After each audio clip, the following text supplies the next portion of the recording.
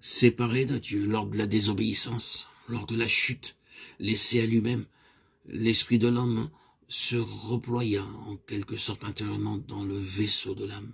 Et l'âme à son tour descendit dans le domaine des sens, sous la puissance de la chair, selon l'expression de l'apôtre Paul. De sorte que l'âme, chez l'incrédule, règne sans contrôle, ou bien l'intelligence domine, ou bien la bestialité, les instincts inférieurs, souvent l'une et l'autre. C'est là ce qu'expose Jude dans sa courte épître au verset 19. Ce sont des hommes qui se séparent eux-mêmes, ce sont des gens sensuels qui n'ont pas l'esprit.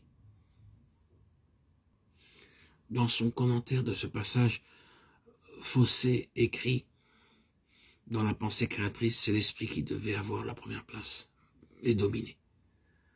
Mais chez l'homme naturel, l'esprit est tombé et s'est affaissé. Il est devenu le serviteur de l'âme charnelle, qui est terrestre dans ses mobiles et ses buts. Et ce qui est charnel, c'est aussi abaissé, avili.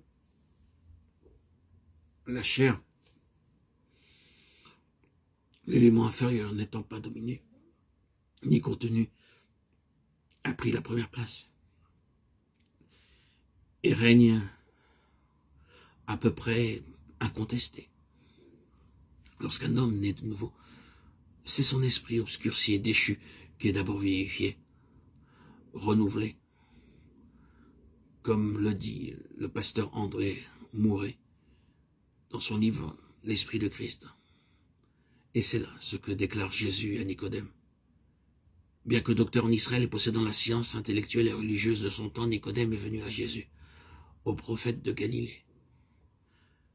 Dès l'abord, le Seigneur attire son attention sur la nouvelle naissance nécessaire pour comprendre les choses célestes. Il faut que vous naissiez de nouveau. Jean 3, 3, 7. Et plus tard, le Seigneur dit à ses disciples, c'est l'esprit qui vivifie, la chair ne sert de rien. Jean 6, 63. De quelle façon la vie d'en haut atteint-elle l'esprit de l'homme? Nous le savons par les paroles du Seigneur. L'esprit souffle où il veut. Jean 3, 8. Et la cause déterminante de l'action de l'esprit, c'est la mort du Dieu homme sur la croix à la place de l'homme pécheur, afin que quiconque croit en lui ne périsse point, mais qu'il ait la vie éternelle. Jean 3, 16. La croix est le remède à la chute, remède qui correspond exactement au mal. En mourant sur la croix, Jésus ôte le péché dont il subit le châtiment. Et par là, il rend possible le pardon de Dieu. Il ouvre un chemin de salut pour le pécheur, lequel peut désormais échapper s'il le veut à l'esclavage de l'âme et de la chair.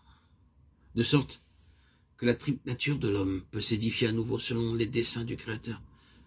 C'est-à-dire que l'esprit peut dominer, que le corps, l'enveloppe matérielle extérieure peut redevenir le serviteur, l'instrument de l'esprit, par l'intermédiaire de l'âme. De nombreux passages d'Écriture nous montrent quel est le chemin du salut. C'est la mort du pécheur avec son sauveur. Nous verrons plus tard dans de prochains audios le mode d'application pour la délivrance, en étudiant profondément la portée du sacrifice du calvaire.